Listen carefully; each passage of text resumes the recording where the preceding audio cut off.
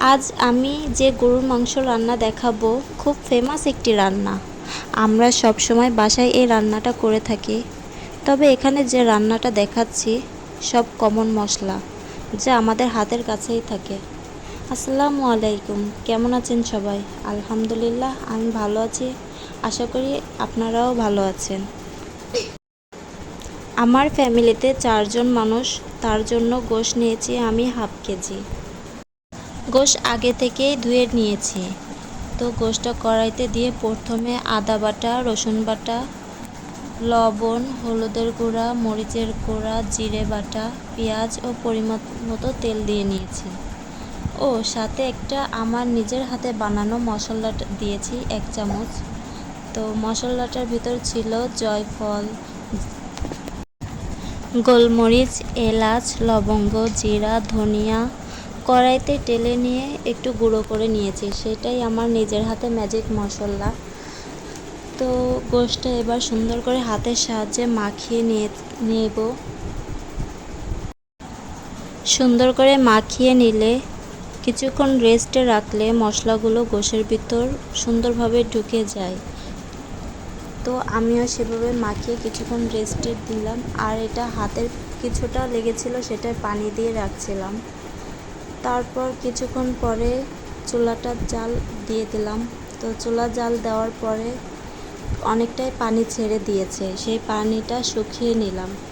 যত শুকাবেন তত কষানোর মতো ভাব চলে আসবে, তেল উপরে উঠে আসবে, তখন ভাববেন যে কিছুটা কষানো হয়ে গিয়েছে। তারপর গরুর গোশে আমরা সবসময় গরম পানিটাই ব্যবহার করব। গরম পানিটা ব্যবহার করলে হবে কি, গোশের ভিতর স্বাদটা ভালো থাকবে। আর ঠান্ডা পানি করলে গোশটা কেমন যেন হয়ে যাবে, সেদ্ধ হতে অনেক সময় লাগবে। তো পানিটা দেওয়ার পর গোশটা ঢেকে দেব। তো গোশটা পানি শুকাইতে প্রায় 10 মিনিট সময় লেগেছে। এর মধ্যে আমরা মিডিয়াম হিটে রান্না করব। আর বারবার উঠিয়ে দেখব যে লেগে গিয়েছে কি না। পানিটা শুকিয়ে গেলে এর ভিতর আলু আর কিছুটা চুইঝাল দিয়ে নিয়েছি, কারণ আমরা চুইঝাল খুব পছন্দ করি। খুলনার মানুষ সবাই চুইঝাল পছন্দ করে। আর কে কোন এলাকা থেকে দেখছেন আর চুইঝাল কে কে খেতে পছন্দ করেন প্লিজ কমেন্টে জানাবেন। আর যে না চিনবেন সেও কমেন্টে জানাবেন। তো দেওয়ার পর এই যে আমার কিছুটা ম্যাজিক মশলা ছিল সেটাও দিয়ে দিলাম। তো দেওয়ার পর কিছুটা কষিয়ে নেব। কষানো হয়ে যাওয়ার রসুন দেওয়ার পর একটুখানি চেখে দেখলাম যে লবণে আর ঝালে কম ছিল, সেটা আমি অফ ক্যামেরায় দিয়েছি। আর সাথে একটুখানি আদা। তো দেওয়ার পর কষিয়ে আমি 2টো বাঁশি দিয়েছি, প্রেশার কুকারে দিয়েছিলাম অফ ক্যামেরায়, সেটা আর দেখাইনি। তো আপনারা চাইলে একটু বেশি পানি দিয়ে সিদ্ধ করতে পারেন।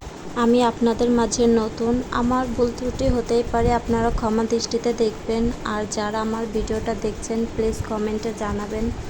আর ভিডিওটা ভালো লাগলে লাইক, কমেন্ট, সাবস্ক্রাইব করতে ভুলবেন না। রান্নার লুকটা কেমন হয়েছে সেটা বলতে পারবো না, কিন্তু খেতে অনেক মজা হয়েছিল।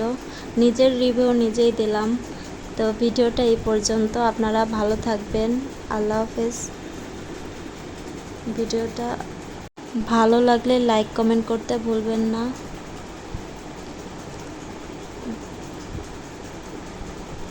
আসসালামু আলাইকুম।